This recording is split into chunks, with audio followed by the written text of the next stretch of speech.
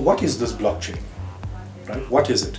So it's a set of synchronized ledgers, a set of multiple databases that are synchronized through a particular technique, right? And one has to ask then, in the banking sector, where would we find use cases that would need for a synchronized set of ledgers? And I think that's where the answer lies, to understanding where the potential of blockchain is. Have these answers been definitively resolved? I think the answer to that is no. Are people experimenting and trying to figure out where you could use this particular tool? The answer is yes. Would we see a shift in banking over time using some of these technologies like blockchain? I suspect the answer would be yes. Okay. Would it make the processes more efficient? Possibly. But from a regulatory perspective, I think we look at a lot more dimensions than just efficiency. We've got to think about things like the legal aspects, the governance aspects, okay, the safety aspects, and so on. To understand what blockchain technology is doing to financial services and what it may do to financial services in the future, you need to understand what the internet did to incumbent business models around publishing and content creation and distribution. Let's take the New York Times as an example.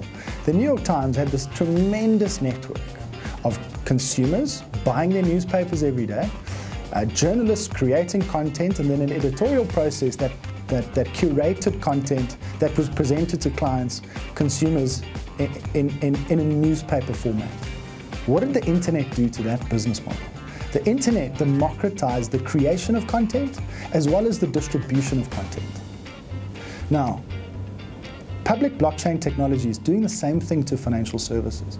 A lot of people are dismissive around blockchain technology because the use cases are not that developed. In the same way that the internet in the early days was not developed. And internet geeks hung out on strange chat rooms, and that was mocked by these large publishing houses. Public blockchain technology is kind of being dismissed and mocked by the large incumbent financial services companies.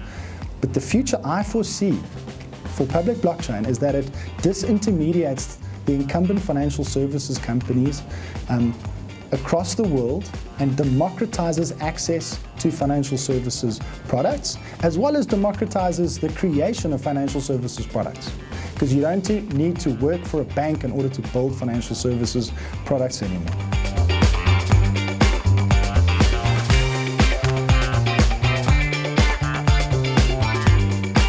Absolutely vital technology, going to be here to stay. Has many applications. The killer app for blockchain has yet to be invented, but I'm sure it's out there. I'm sure it will be the plumbing that runs a large part of the financial system at some point in the future. And that's all to be seen, because it will be taking cost out of the system, and that will be good for consumers, because ultimately it will mean we can deliver services for a lower price. That blockchain is an excellent technology. It just isn't a currency.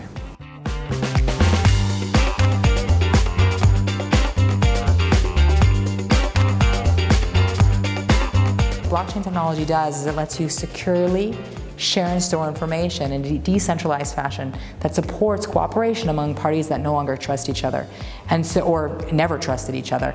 And so I'm seeing some pretty incredible applications in supply chain, tracking precious metals and minerals. I'm seeing applications around tracking pharmaceuticals. The problem with fake pharmaceuticals is a huge problem around the world. In Africa alone, the World Health Organization estimates that 100,000 people die a year from fake medicine. And so having more secure databases where we can quickly track and understand a particular object's space in time through a supply chain is a very powerful use case. Now, there are multiple uses for the application of blockchain technology, and one example is for title deeds and land registry. And it's as simple as making that identification or identity available on the blockchain. So it's uploading of information, of documentation, and the same properties apply. If it is uploaded onto the blockchain, it will be available from now until the end of time, or until the internet is around. You can track, basically with blockchain, you can track the provenance of foods, of vegetables, of fruits. So you can know what types of treatments did this farm had. You can know the level of sanity of a fruit throughout blockchain. Back to marine industry, right? Blockchain can help get rid of the paper also.